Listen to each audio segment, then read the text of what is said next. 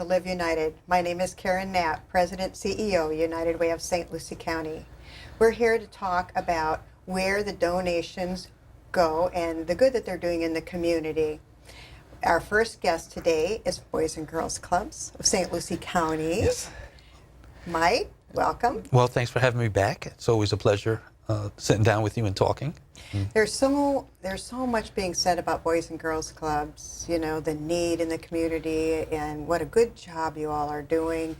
And when you think about it, you know, when kids get out of school or during the summertime, parents are just looking for a safe place where kids can not just be babysat for, but helped, you know, with their schoolwork and just life in general. Let's talk about the mission of Boys and Girls Clubs, and then we'll get into some of the programs. Okay. Mission is to enable all young people, especially those who need us most, to reach their full potential as productive, caring, responsible citizens. It's really that's a very broad mission when you say those who need us most, because most people think of underprivileged children or kids in poverty, but there's kids who have significant means and come from affluence that need us as well. So we have a broad spectrum of kids, and it's really just, hey, you know what, let's maximize your full potential. There are so many, well, there are a number, I should say, of after-school programs, summer programs in St. Lucie County. What sets Boys and Girls Clubs apart from those? Well, I don't necessarily say that we set ourselves apart from those other agencies. I think all of the after-school programs in St. Lucie County, there's a need for them, and they have their niche. They do something that's very well. I think we're unique in the fact that, one is we're facility centered. The size of our organization, we have 16 locations. We serve anywhere between 1,200, 1,400 kids a day. We have over 120 employees. We have over 5 different core program areas, but I don't think that we're any better than any other after-school program or youth development agency. We just offer different services and programs, and they all do a great job. From you look at Club Pure, you look at the Y, you look at recreation programs, things of that nature. They're all doing tremendous work with kids in St. Lucie County. They're getting the kids off the street. We're just a little bigger than everyone else. I actually think we're the largest youth development organization on the Treasure Coast. And we just offer a little bit more than the other agencies. And so we have a broader reach as far as programs go than they do. And then we're backed by our national office, Boys and Girls Clubs of America. So we get unique trainings, we get unique program opportunities that are vetted and tested at local Boys and Girls Clubs from across the country. So when we implement those, we know they're going to be successful. Do Boys and Girls Clubs nationwide, do they have certain standards, or do they set certain standards that you need to meet? Yeah, for our membership requirement, we have certain standards on things like employee benefits. We have to pay membership dues to our national office, things of that nature. But we remain an autonomous organization. So as long as we meet those minimum requirements, and all of their requirements really are based on child safety. So every employee that works with kids directly, every board member has to go through background screening on an annual basis. Ratios on how many kids per program area that we work with kids. So they set a pretty high standard for us. Mm-hmm. Is there a waiting list? You mentioned the number of kids that you do serve. It's a tremendous number. Yeah, and we are now starting to have waiting lists, especially with summer enrollment. Our summer program starts Monday. And so our Chuck Hill unit and our Ken Pruitt units, both in Port St. Lucie, they're at capacity. So, you know, we encourage those parents. We have 5 summer program locations for the summer, so we encourage them to go to the other locations. But, I mean, if you live in the southern part of the county, you want to go to your club nearest you, and you can't really come up because of work to a club in Fort Pierce and have your kid come. So we have waiting lists for those kids. And we try not to, but, you know, we can only serve so many kids. Right. Do you run the same programs in each of your sites during the summertime? Yes, we do. I mean, we have minimum programs that we ask staff to run, but each club kind of has their own little thing that they do. So each individual location will run different themes each week during the summer. So it may be Olympics week. It may be going to Mars week to study space exploration, things of that nature. So the individual clubs, they run their own kind of themes unique to their club. But our standard programs, like our prevention programs, our high yield learning activities, those are all the same. We keep the kind of the core of Boys and Girls Club together, and they do different field trips. But we do something unique as well. We're doing what is called brain gain this summer. And so to prevent summer learning loss, we're doing some high yield learning activities around a program from our national office called Brain Gain, which is pretty much just have these fun activities, learn how to build a lava lamp, for example. And then every other week, the kids from the 5 locations will come to one of the clubs and kind of have a quiz show type competition on what they've been learning the previous week from Brain Gain. So that's across our 5 locations. So that's going to be a lot of fun to see those kids come out and have some fun competition. And they don't know they're learning, so we're tricking them, type thing. But we're going to try to help prevent summer learning loss. You make learning fun, right? We make learning fun, yeah. You have an event coming up this summer, the Chili Cook-Off. Yes, a little event. Everyone knows about the Chili Cook-Off. Yeah, we're excited about it. It's the 33rd annual Chili Cook-Off. It's July 11th at the Fenn Center in Fort Pierce on Virginia Avenue. Well over 3,000 guests come through. And I really have to thank our supporters and the community for really coming together each year for this event. Right now, we have 34 teams that are participating. So you have firefighters, police departments, Board of County Commissioners, local businesses, everyone from the communities is stepping up and they're fundraising on our behalf. And the food is great too, because they have the chili. So it's an exciting day. So when a business signs up, right, what do they have to go through, or what do they have to? Is there a cost to that? Do they raise money for you at that time? And let's talk about the chili preparation. Chili preparation.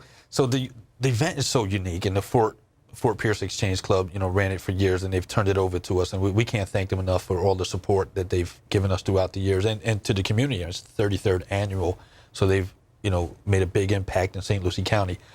Teams come to us. You fill out a form. It's a 1-page form. It's $150 to enter. You get a booth. You get your spot at the Chili Cook-Off. This year's theme is superheroes versus villains. And so kind of like on the comic book genre. So we have the Avengers, we have Captain America, we have Superman, Batman, we have all these teams. And so scoring is unique because there's fundraising. So we encourage the teams to fundraise prior to the Chili Cook-Off.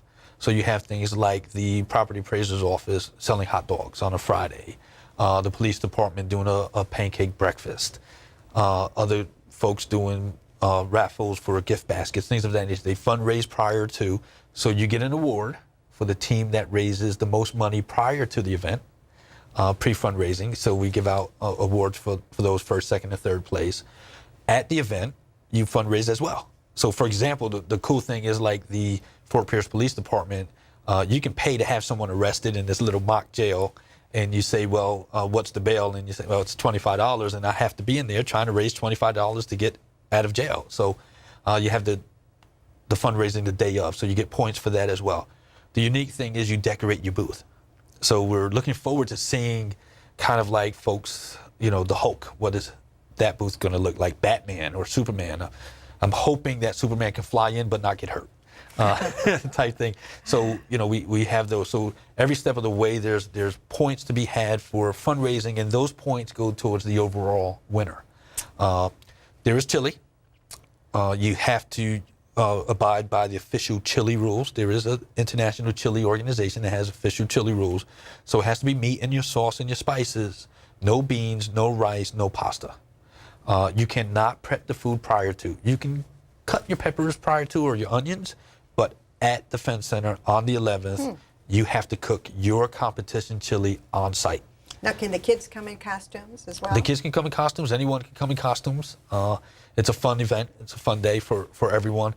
We've added some new twists this year to the event. We're going to have 2 bands playing, and I don't have the confirmed acts yet, but we're going to have 2 live bands playing, one early in the day, one later on in the afternoon to provide entertainment. We're going to have a bounce house for kids outside. So, sometimes the parents, it's kind of hard. It's not really a kid-centric event because it's a chili cook-off, but now we're going to have some kid stuff for them to do.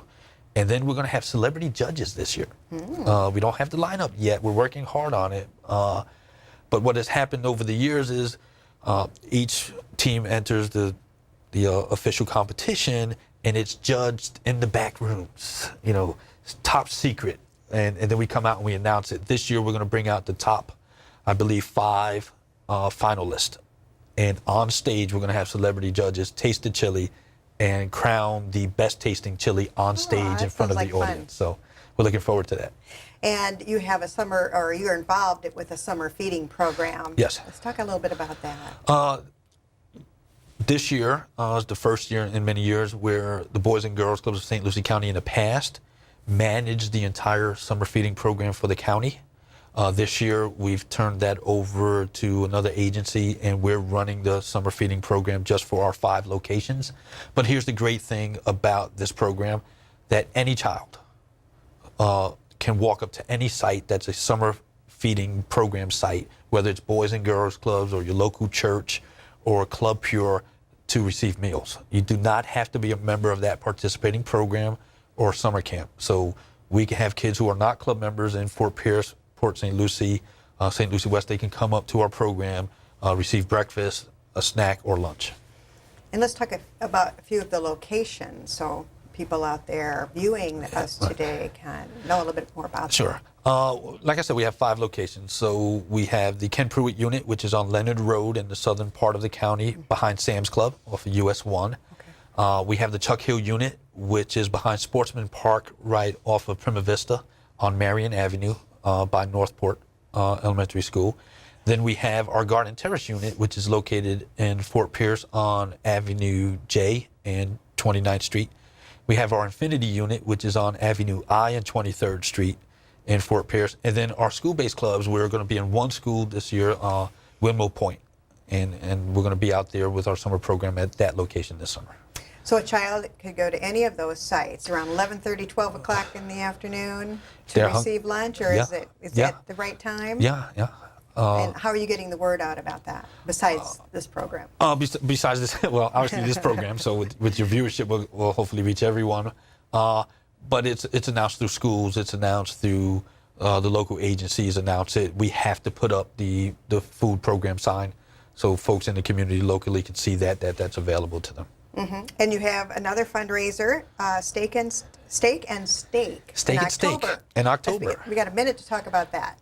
Steak and Steak is our premier fundraising event, and that's when you get a steak dinner, but more importantly, you sit at a table with 2 of our club members, and you take a stake in a child's life, and you get to see firsthand how your funds and your donation, your support really makes a difference in a young person's life. And so this year it's October 30th? October 30th at the fairgrounds, St. Lucie County Fairgrounds, Fort Pierce.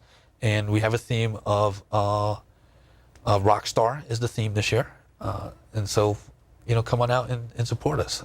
We have over 300 guests that come out to the event, and it's just a real good event to see firsthand. We have over 60 kids that sit down and have dinner with our guests, and you get to see firsthand the difference we're making in their lives. So if a parent wants to find out more about Boys and Girls Clubs? You can go to our website at www.bgofslc.org, or you can call us at 772-460-9918, or you can look us up on Facebook at facebook.com/BGC-of-SLC. And to think about that yes, one, right? Yes, those acronyms start catching up. Right. Thanks for all the wonderful work you do in thank the you for the community. support. It was nice talking with you for a short time today. It's always a pleasure. And we'll be right back after this announcement. Take my hand and start a brand new day. And together as one we'll start to see some change. Underneath everything we are, underneath everything we do, we are all people, connected, interdependent, united. And when we reach out a hand to one, we can influence the condition of all. That's what it means to live united. Hi, welcome back to Live United. Right now, we're going to talk to representatives from the Treasure Coast Food Bank, another United Way funded partner in our community. Welcome. Hi. Thank you for having us. This is the first time you two have been on this show. The food bank is well known throughout the community as the key agency of providing food to those in need in our community. Let's talk about the mission of the food bank, and then we'll get into some of the programs. Sure. Well, we were actually founded in 1989. We are the largest hunger relief organization on the Treasure Coast. We serve 4 counties: Indian River, St. Lucie, Martin, and Okeechobee. Of course, we're best known for our food distribution, which is distributing food to hungry people across the region. And of course, we do that with community partners. There's 120 agencies, churches, mostly in St. Lucie County, who work with us each week to distribute the food. But at the same time, in addition to distributing food, we also have a full suite of programs. We're interested in not only feeding people regularly, but also coordinating programs that address sort of the root issues of food insecurity. So we do child nutrition, we do senior programs, we're part of the Farm to School program, we do a teen pantry program, we do SNAP outreach. SNAP is formerly known as food stamps. So we really try to look at hunger holistically. Let's talk a little bit about that teen program. I haven't heard a whole lot about that. Well, the teen pantry program is a lot of teens they're very, what would I say, they're willing to sacrifice a lot for their families. So a lot of teens will go without makeup, for instance, if they're girls. They're too shy, or don't want to ask their parents for that. They're mature enough to do that. So in addition to helping them with food, we also provide them with sort of health and beauty products as well, and we have these at the schools. So they're there for the teens to have as well. Now, is that at every school, or is it at high school level? What would that be? It is high school level. It is? Yes. Yeah, when you think about it, if you can save in one area, you will have more money for food in another area. Yeah. I mean, especially with teenagers. And that's also true with seniors as well, Yeah. with medicine, but just even working people. A lot of people that are considered food insecure are actually working. People have the stereotype of them being unemployed or homeless, but a lot of people are working and they need gas. So if we can help them with their food costs, they can put fuel in their car.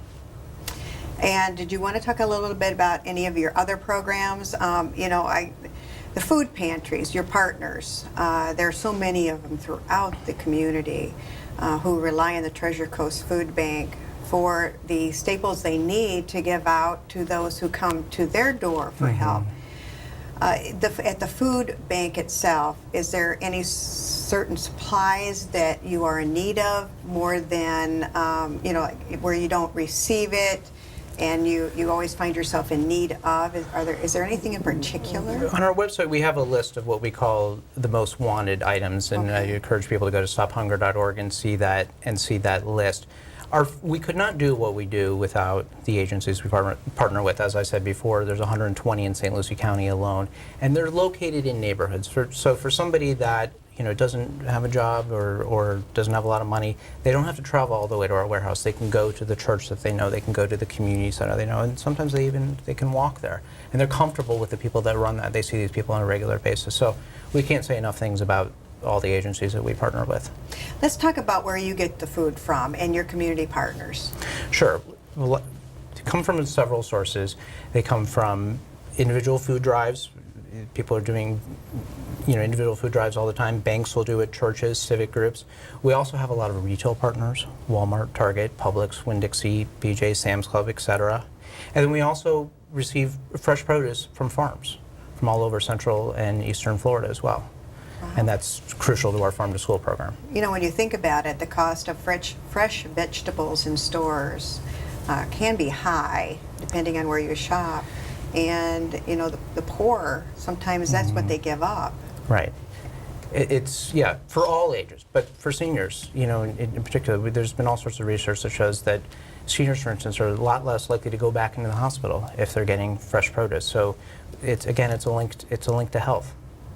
And we talked earlier about the summer food program for kids. Let's see, what's the Treasure Coast Food Bank doing this summer? Okay, this year we will be partnering with independently operating sites, recreation, community centers, parks, libraries. We're trying to reach out to churches. Will be sites for our summer feeding programs. We are the sponsor. So we try to reach out to see who is willing to serve the meals for us, because we just supply the meals. So we need sites to actually serve the meals to the children that are in need. During the school year, children do receive breakfast and lunch. So when it comes time for summer, some parents don't know where their children are going to get food to eat all day. So at least having these summer food sites offers the children a free lunch. What types of food will you be serving, or will your partners be serving? Well, this year we are doing something new, which we are really excited about. We planned a very nutritious menu that will include various fruits and vegetables, sandwiches, wraps, salads. So it is a very kid-friendly menu, but we do want to focus on the nutrition aspect of it and keeping things healthy and promoting those healthy foods, because a lot of the times the kids don't get fresh produce all the time. So we want to try to put some different fresh produce in there as well. Sure. So we are going to be making those foods at our facility on 25th Street, and then deliver them to the different sites to have them serve the meals. So how are you getting the word out, and how would someone, is there a list of where all these feeding sites are going to be throughout the summer? Yes, we actually have all the sites listed, all the open sites listed on our website at stophunger.org. So you can, look on our website to see the sites, or you can dial 211 for information to find a summer feeding site closest to you. What about the days and hours of operation? What time will the lunch be served? The times will be on our website. They do vary because it depends on the different sites and when they're available, but it will be Monday through Friday. It starts June 8th, which is this coming Monday, and goes till about August 14th. The times will vary between 11:30 and 12:30 with serving lunches. So if an organization wants to host a lunch for the community, is there a registration form online? There's no registration form online. They would have to contact Treasure Coast Food Bank, and I would set them up with filling out paperwork that we go through with the state, and set them up, and they would just have to do a training with us. It's very easy, and we just teach them how to serve the meals, what's expected from them. But yes, they would just have to contact Treasure Coast Food Bank. So how is the summer program funded? It's such a terrific program. Well, our summer program is funded by the USDA, and then lots and lots of individual donors. And then we're also, as Theresa mentioned, we'll have a focus on fresh produce this year, and we're fortunate to get a grant from ConAgra, which is, they're doing a national campaign to fund more fruits and vegetables with the summer feeding program across the country. So what does the food bank have planned for the rest of the year? Well, the summer is going to be busy, as it always, as it is all year long, of course. We have, of course, the summer feeding program. September is Hunger Action Month. That's an annual campaign that we do. It's an awareness campaign. You'll see around the community. You'll see a lot of people wearing orange. Bridges light up in orange. Orange is sort of, as pink is with breast cancer, sort of our official hunger color. And there's all sorts of opportunities for people around the community, in churches, government, nonprofits, individual schools, everybody, to show their support for alleviating hunger. We'll have all sorts of information on our website on how you can do that. Our Facebook page will be very active with the Hunger Action campaign. And holidays, of course, are our busiest time of the year. We'll be running 120%. And then I also want to talk a minute about our food production facility, which is sort of our long-term project, which is to preserve more. We're very committed to ending food waste. So our food production facility, it's a 10,000 square foot facility, and what it's going to do is going to help us preserve and minimally process a lot of fresh produce that comes in from farms, which we can use for our farm to school program and also distribute to our agencies. So instead of produce going to waste, we'll be able to make jams, make sauces, etc. So we're really excited about that. We're sort of in its early stage. We're raising funds. We're getting the word out about that, and those are. Is that being done anywhere else? Is that being done anywhere else? I believe it is. It's sort of a unique model for Florida. We'd be the only one in Florida doing this, but I believe it is doing.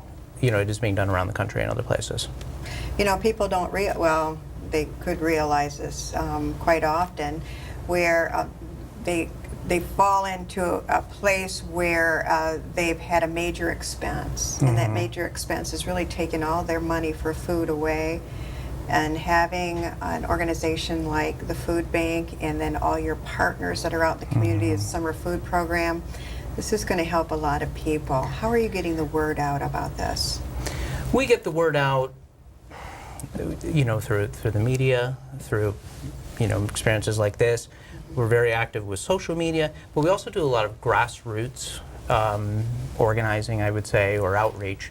I would say just for our summer program, we had a kickoff party at our Your Plate facility where we invited people to come and they could learn about nutrition education. We had Martin Health Systems there to help out.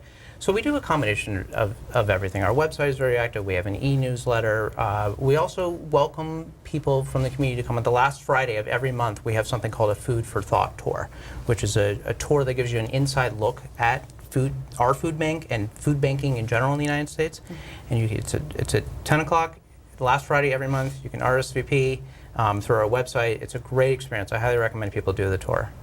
And you depend heavily on volunteers. We do. Volunteers are, they're absolutely critical to the sorting when we get food in, especially a huge amount, thousands of pounds of cucumbers, for instance. They need to be boxed and they need to go out quickly. We're so fortunate to have volunteers come from banks, from churches, from civic groups. We've got youth groups that come in. We've got just a family day this weekend. On our website, again, there's all sorts of opportunities. They're all year long, and especially during the holidays, we'll need volunteers as well. Yeah, our high school kids need volunteer hours. Yes. So in order to find out more and to get in contact with you, they're so good at the website browsing, so I don't think there'll be a problem there. Yep, not only the website, but also Facebook. We're trying to get our Instagram page up. We know a lot of the teens are saying bye-bye to Facebook and going on Instagram, so we're building that as well. So we'd love to have more teens. So we were talking about the people who support you and the funds that are necessary to continue. And if someone wants to volunteer, or if they want to donate, if a group, a club, they want to gather food supplies for your organization, they can contact you. Absolutely. You can go to our website. We have both a donate time and a donate money option for people. They're both absolutely critical to what we do. We're fortunate to have so many donors, United Way of St. Lucie County, of course. So yes, please go on our website and find a way to get engaged. Well, thank you for all that you do. It sounds like a terrific program, and I hope people take advantage of going to your website and your Facebook page, because this great opportunities for those people who just find themselves in need. I want to thank you for joining us. I hope you've learned a little bit more about where your United Way dollars go, and I hope you'll take the time to volunteer and to donate as well. Thank you for joining us.